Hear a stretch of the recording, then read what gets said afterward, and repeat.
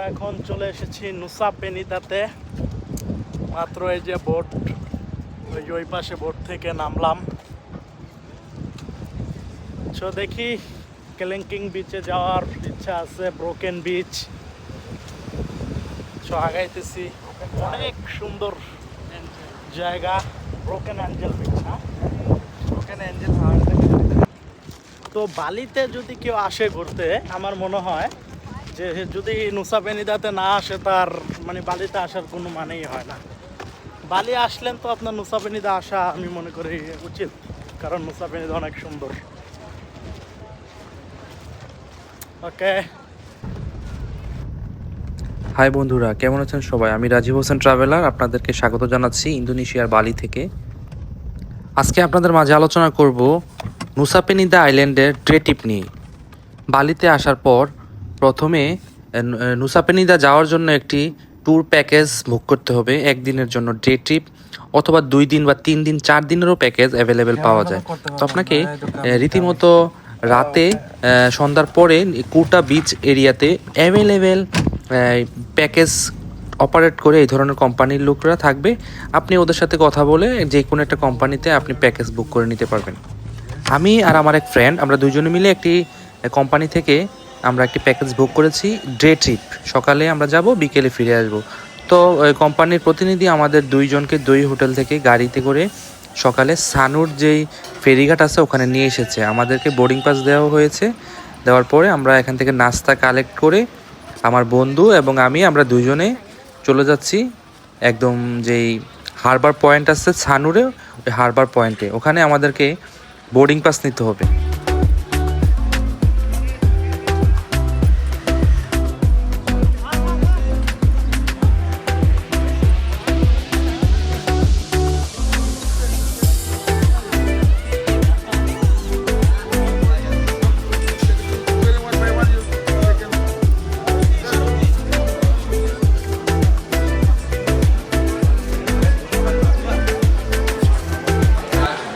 আমাদের বোর্ডের সকলের সাথে আমরাও চলে এসেছি বোর্ডিং পাস নিয়ে চেক ইন কাউন্টারে। আমরা আমাদের চেক ইন কমপ্লিট করে আমরা চলে যাচ্ছি শিপের উদ্দেশ্যে। যেহেতু খুব সকালে আমরা ফেরিঘাটে এসেছি, এখান থেকে পর্যাপ্ত পরিমাণে ফেরি ছেড়ে যাবে নুসা পেনিদার উদ্দেশ্যে। প্রায় 8 থেকে 10টি লঞ্চ ফেরি এখান থেকে ছেড়ে যাবে মর্নিং, এবং বিকালে ঠিক সেম টাইমে ওদের যেই লঞ্চগুলো আছে বা ফেরিগুলো আছে ওরা সেম টাইমে ওখান থেকে আবার ফিরে আসে।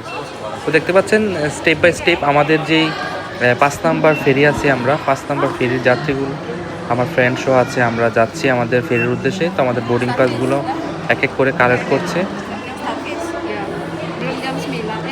ওদের সিস্টেম অনেক সুন্দর, ওদের ডিসিপ্লিন অনেক সুন্দর। ইন্দোনেশিয়া অ্যাকচুয়ালি কালচারাল দিয়ে বা অর্থনৈতিক দিয়ে কেমন সেটা আপনারা হয়তো জানেন, কিন্তু ওদের ডিসিপ্লিন, ওদের ট্যুরিস্ট সার্ভিসগুলো অনেক সুন্দর। আমরা যাচ্ছি, দেখেন আমরা এখন সানুর যে হারবার পয়েন্ট আছে, সানুর হারবার পয়েন্টে আমরা এগোচ্ছি। আমাদের 5 নাম্বার জেটিতে আমাদের শিপ আমাদের জন্য ওয়েট করতেছে। এখানে ভিউটা অনেক সুন্দর। তো যারা যাচ্ছে শিপের উদ্দেশ্যে সবাই একটু থামতেছে এখানে ছবি ওঠানোর জন্য, বা দেখতেছে আসলে প্রাকৃতিক সাগরের যেই এখানে জেটি আছে, এখানে হারবার পয়েন্ট খুবই সুন্দর, মনোরম পরিবেশ।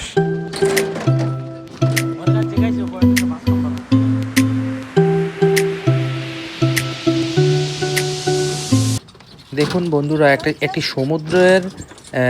সমুদ্রের কিনারায় ওরা কি সুন্দর করে সমুদ্রের মাঝখানে বিশাল একটি বাঁধ তৈরি করে একদম সমুদ্রের যেই ঢেউ আছে, আছড়ে পড়া ঢেউ থেকে ওদের যেই হারবার পয়েন্ট ফেরিঘাটটা আছে ওদের ওইটাকে কি সুন্দর করে সেভ করেছে।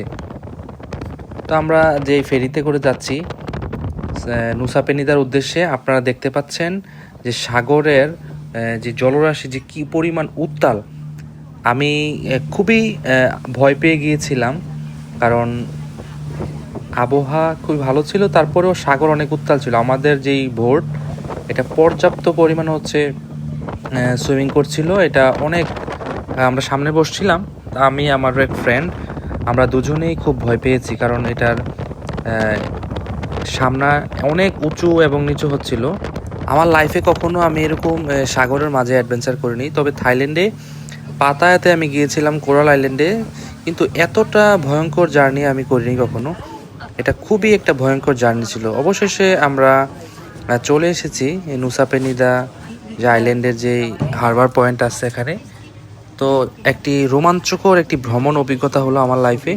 প্রত্যেকটা এখানে যারা পর্যটক আছে সবাই বুঝতে পেরেছে যে আমাদের শিপটা কতটুকু যে সাগরের উত্তালে হেলেছে দুলেছে। এটা আপনারা হয়তো কখনো যদি আসেন নুসা পেনিদাতে তখন বুঝতে পারবেন। আমরা এখন চলে এসেছি নুসা পেনিদাতে। মাত্র এই যে বোট, ওই পাশে বোট থেকে নামলাম। তো দেখি কেলেঙ্কিং বিচে যাওয়ার ইচ্ছা আছে, ব্রোকেন বিচ। তো আগাইতেছি। অনেক সুন্দর জায়গা, ব্রোকেন অ্যাঞ্জেল বিচ। হ্যাঁ, ব্রোকেন অ্যাঞ্জেল। বালিতে যদি কেউ আসে ঘুরতে, আমার মনে হয় যে যদি নুসা পেনিদাতে না আসে তার মানে বালিতে আসার কোনো মানেই হয় না। বালি আসলেন তো আপনার নুসা পেনিদা আসা আমি মনে করি উচিত, কারণ নুসা পেনিদা অনেক সুন্দর। ওকে বন্ধুরা, আমরা এখন চলে এসেছি ক্লিং বিচ। ইন্দোনেশিয়ার বালিতে একটি ছবি আসলে ভাইরাল। যে ছবিটি, যে প্লেসটি আপনারা দেখতে পাচ্ছেন, সেই জায়গাটি হচ্ছে ক্লিং বিচ।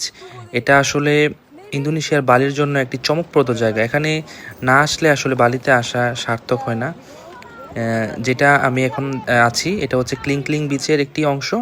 আপনারা দেখতে পাচ্ছেন খুবই সুন্দর একটি প্লেস, এখানে অবশ্যই আসবেন। আপনাদের সবার উদ্দেশ্যে বলতে, যারা ইন্দোনেশিয়া বালিতে আসবেন অবশ্যই নুসা পেনিদাতে আসবেন এবং এই বিচে আপনারা আসবেন এবং এখানে উপভোগ করবেন। খুবই সুন্দর একটা পরিবেশ, বিশাল উঁচু পাহাড়, চতুর্দিকে জলরাশি। তো আমরা যেই কোম্পানি থেকে ট্যুর প্যাকেজ বুক করেছিলাম, ওদের শীতাতপ নিয়ন্ত্রিত গাড়িতে করে আমাদেরকে হোটেল থেকে একদম ফেরিঘাটে এনেছে। ওখান থেকে ফেরিতে করে আমাদের এই বিচে এনেছে। তারপর হচ্ছে এখানেও ওদের সেম গাড়ি। এখন আমাদেরকে যে আরেকটা বিচে ওরা নিয়ে এসেছে, এটা হচ্ছে ব্রোকেন বিচ। এটাও খুব সুন্দর। সাগরের মাঝখানে একটা পাহাড়ের মতো আছে, নিচ দিয়ে হচ্ছে এটা ভেঙে সাগরের যে জলরাশিগুলো আছে, এটা একদম একটা দ্বীপের মতো ছোট্ট একটা লেকের মতো হয়েছে। এখানে এটার নাম হচ্ছে ব্রোকেন বিচ। খুবই সুন্দর। এখানে অনেক সাইড থেকে ছবি তোলার জন্য অনেকগুলা স্পট আছে। আপনারা না আসলে অবশ্যই বুঝতে পারবেন না এটা কতটুকু সুন্দর। হাজার হাজার পর্যটক বিভিন্ন কান্ট্রি থেকে এখানে আসছে ওরা দেখার জন্য। আর এই আইল্যান্ডে অনেকগুলো হচ্ছে আপনার বিচ আছে, অনেকগুলো প্লেস আছে। তা আমরা যেহেতু একদিনের ডে ট্রিপে আসছি, আমরা 3টা প্লেসে যাব। এক নম্বরে তো আমরা গিয়েছি হচ্ছে ক্লিং বিচ, তারপর হচ্ছে এখানে ব্রোকেন বিচ, আর আমরা আরেকটা বিচে যাব, ওখানে হচ্ছে আমরা সুইমিং করব। তো বন্ধুরা দেখেন কত সুন্দর একটি পরিবেশ। এই ব্রোকেন বিচের হচ্ছে 3টা অংশ আছে। এখানে একটা ফার্স্ট স্টেজ আমরা দেখতে পাচ্ছি। পরবর্তীতে আমরা এই যে এখানে বিভিন্ন প্লেস আছে, এই সাইড আছে, সাইড থেকে গেলে আপনারা বিভিন্ন রকম ভিউ দেখতে পাবেন, খুবই সুন্দর। অনেকে হয়তো জানতে যেতে পারেন যে আমরা যে প্যাকেজটি বুক করেছি এটার আসলে খরচ কেমন পড়েছিল। আসলে আমরা খুবই রিজনেবল প্রাইসে ডে ট্রিপের একটা প্যাকেজ বুক করেছিলাম, সেটা হচ্ছে 6 লাখ রুপিতে। অ্যাকচুয়ালি ওদের প্রাইস হচ্ছে 14 লাখ রুপি ওদের এমআরপি থাকে। তো কথা বলে ওখান থেকে ডিসকাউন্ট করে নিতে হয়। তো আমরা দুজনে, আমার ফ্রেন্ড এবং আমি, অনেক বার্গেটিং করেছি ওদের সাথে। বার্গেটিং করে 6 লাখে অলমোস্ট রাজি করেছিলাম। তো 6 লাখে হচ্ছে বাংলাদেশের অলমোস্ট 4800 থেকে 5000 টাকার মতো। 5000 টাকার ভিতরে ওদের দুপুরে লাঞ্চ, তারপর হচ্ছে এসি গাড়িতে করে আমাদের এই বিচে প্রত্যেকটা স্পটে নিয়ে গিয়েছে। ওদের আলাদা গাইড থাকে, ক্যামেরাম্যান থাকে। তারপর হচ্ছে আমাদেরকে ওই হোটেল থেকে ওদের গাড়িতে করে নিয়ে এসেছে এবং আমাদের সম্পূর্ণ ট্যুর শেষ হওয়ার পরে গাড়িতে করে আবার আমাদের হোটেলে সন্ধ্যায় পৌঁছে দিবে। এই সব কিছু মিলেই হচ্ছে 4800 থেকে 5000 টাকার মধ্যে। তো আমরা যে কোম্পানি থেকে বুক করেছিলাম, আমরা খুবই ভালো সার্ভিস পেয়েছি। আশা করি আপনারাও এই কোম্পানি থেকে এক ট্যুর প্যাকেজ বুক করবেন। EL রয় কোম্পানির নাম। আমি আবারও বলছি, EL রয় কোম্পানি। ওদের খুবই সার্ভিস ভালো, ওরা অনেকটি বড় কোম্পানি। তবে এই যে দেখতে পাচ্ছেন আমার পিছনে যে পরিবেশটা, এটা কিন্তু একটা কোটি টাকার ভিউ। হ্যাঁ, আপনারা যারা আসবেন অবশ্যই নুসা পেনিদাতে আসবেন। এবং এই যে ক্লিং বিচ, তারপরে হচ্ছে ব্রোকেন বিচ, অনেকগুলো বিচ আছে এখানে, এখানে সবাই আসবেন।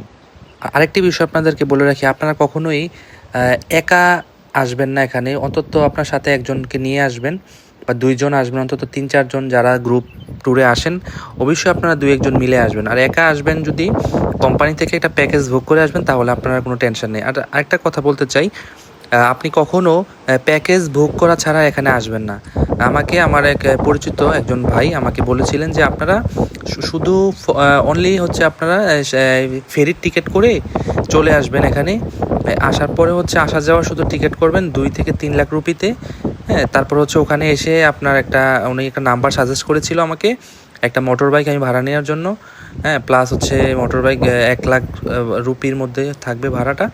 এই টাকার মধ্যে ভাড়া নিয়ে হচ্ছে আমরা ওই পুরোটা দ্বীপ, পুরোটা এরিয়া আমরা ঘুরে দেখবো। আসলে আমি এখন জার্নি করে বুঝতে পেরেছি আসলে যে পাহাড়ি যে রাস্তা এবং যেই পরিবেশ আঁকাবাঁকা এবং অচেনা যে আমার জায়গা, সেখানে আমি একটি মোটরসাইকেল ভাড়া নিয়ে অবশ্যই আমি এই রোদের মধ্যে, হ্যাঁ, কখনোই আমি ভালোভাবে এখানে ট্যুর করতে পারতাম না।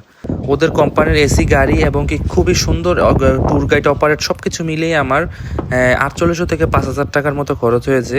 কিন্তু উনি আমাকে যে পরামর্শ দিয়েছিল, উনি এই পরামর্শটা দিয়েছিল 2 থেকে 3 লাখ রুপিতে আমি শিপের আপ ডাউন টিকিট নিব এবং যেন আমাকে ফ্রি বোর্ডিং পাস করে দেয় যাওয়ার টাইমে।